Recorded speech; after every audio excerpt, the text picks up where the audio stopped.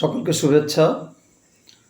প্রিয় শিক্ষার্থী বন্ধুরা, আজ আমি যে বিষয়টি নিয়ে আলোচনা করব সেটি হলো ট্রান্সফরমেশন। তো আজ ট্রান্সফরমেশনের সবচেয়ে প্রথমে যে বিষয়টি আসে সেটি হলো অ্যাফার্মেটিভ টু নেগেটিভ। এই অ্যাফার্মেটিভ টু নেগেটিভ বিষয়টা নিয়ে আমরা আজ একটু আলোচনা করব।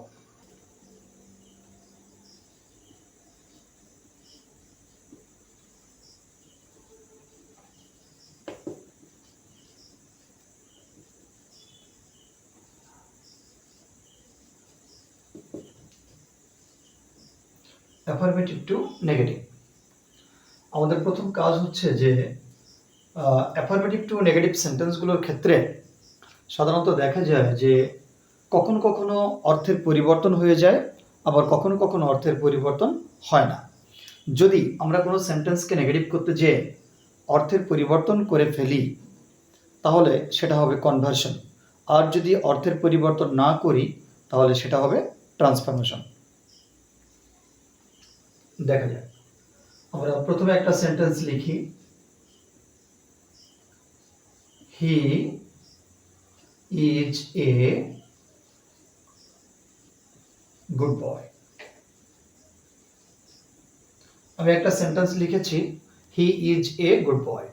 এই সেন্টেন্সটিকে যদি আমি অর্থের পরিবর্তন করে নেগেটিভ করি তাহলে সেটা কি হবে?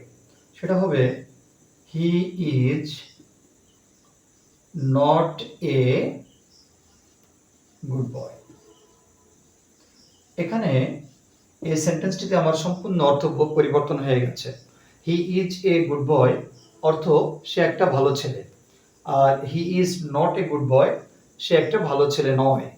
প্রথমে আমি সেন্টেন্সটিকে বলেছি সে একটা ভালো ছেলে, অর্থাৎ আমি স্বীকার করেছি সে ভালো ছেলে, আর ঠিক দ্বিতীয় সেন্টেন্সে বলে ফেলছি সে একটা ভালো ছেলে নয়, অর্থাৎ এখানে অর্থটা পরিবর্তন হয়ে গেল। কিন্তু যদি অর্থের পরিবর্তন না করি তাহলে কি হবে? আমাদের অর্থ ঠিক থাকবে, he is not a bad boy. এখন যে সেন্টেন্সটি আমি করলাম, আমার এই সেন্টেন্সটা হলো transformation. He is not a bad boy, সে একটি খারাপ ছেলে নয়। কিন্তু প্রথমে যেটি লিখেছিলাম, he is not a good boy, সে একটি ভালো ছেলে নয়, অর্থাৎ এখানে অর্থ পরিবর্তন হওয়ার কারণে এই সেন্টেন্সটা হলো কনভার্সন, আর এটা হলো ট্রান্সফরমেশন। তো যাই হোক, দুই ধরনের পরিবর্তন এই লক্ষ্য করা যায়।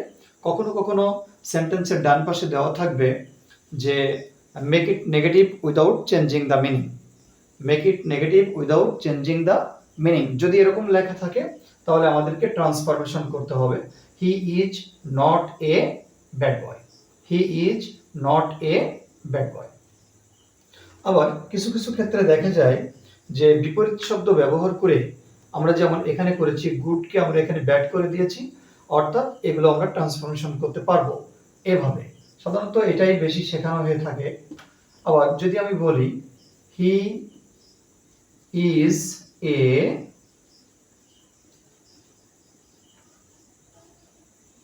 রেগুলার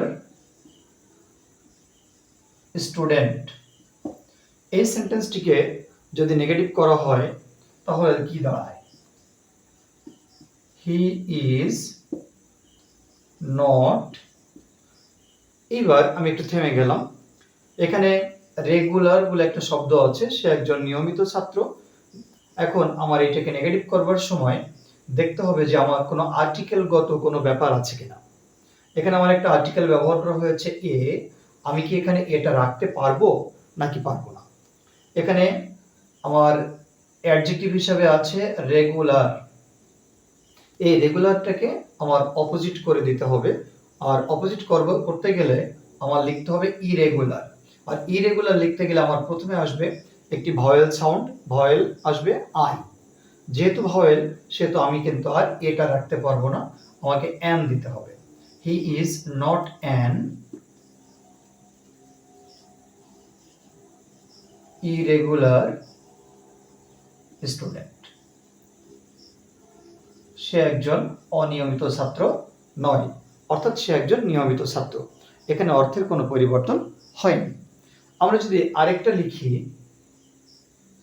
শিক্ষার্থীদের বুঝতে আরেকটু সুবিধা হবে, সেটা যদি আমি লিখি যে হি ইজ এ পায়াস ম্যান, তিনি একজন ধার্মিক ব্যক্তি, তিনি একজন ধার্মিক ব্যক্তি। এখানে এটাকে নেগেটিভ করলে আমার হবে তিনি একজন অধার্মিক ব্যক্তি নন, অর্থাৎ তিনি একজন ধার্মিক ব্যক্তি। সেক্ষেত্রে আমি কি লিখতে পারি, হি ইজ নট, এবারও আমাকে ভাবতে হবে যে এখানে একটা আর্টিকেল আছে এ, তাহলে আমি কি এটা রেখে দেব নাকি আমার এখানে পরিবর্তন হয়ে অ্যান হবে। আমি যে অ্যাডজেক্টিভটা আমার সামনে আছে পায়াস, এই অ্যাডজেক্টিভটাকে অপোজিট করলে আমার হবে ইম্পায়াস। তাহলে ইম্পায়াস লিখতে গেলে আমার আবারও একটা ভাওয়েল চলে আসছে, তাহলে আমার এখানে অ্যান নিতে হবে। He is not an impious man. অধিকাংশ ক্ষেত্রে ছেলেমেয়েরা এই জায়গাগুলোতে ভুল করে যে এখানে এ আছে তো এখানেও ওরা এ লিখে চলে যায়। অনেক সময় ওদের এই ভয়েলের কথাটা মনে থাকে না যে ভয়েল থাকলে আমাদেরকে একটা অ্যান বসাতে হবে। He is not an impious. এখন যেগুলো আমরা দেখলাম বিপরীত শব্দ ব্যবহার করে আমরা কিন্তু এখানে নেগেটিভ করেছি। গুডকে আমরা ব্যাড করেছি, রেগুলারকে ইরেগুলার করলাম, তারপরে পায়াসকে ইম্পায়াস করলাম।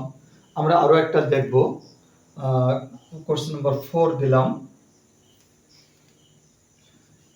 হি ইজ এ ব্রিলিয়ান্ট স্টুডেন্ট, সে একজন মেধাবী ছাত্র, ব্রিলিয়ান্ট স্টুডেন্ট।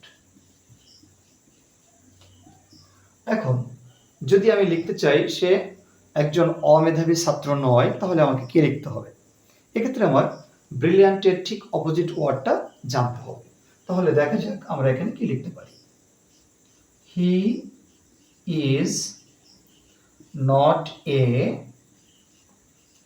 ডাল স্টুডেন্ট। হি ইজ নট এ ডাল স্টুডেন্ট, সে ডাল স্টুডেন্ট নয় বা অমেধাবী নয় বা দুর্বল স্টুডেন্ট নয়। তাহলে শিক্ষার্থীরা কি দাঁড়ালো যে আমরা এখানে বিপরীত শব্দ ব্যবহার করে আমরা নেগেটিভ করলাম। এভাবে অনেক সময় আমরা এই বিপরীত শব্দ ব্যবহার করে নেগেটিভ করতে পারবো।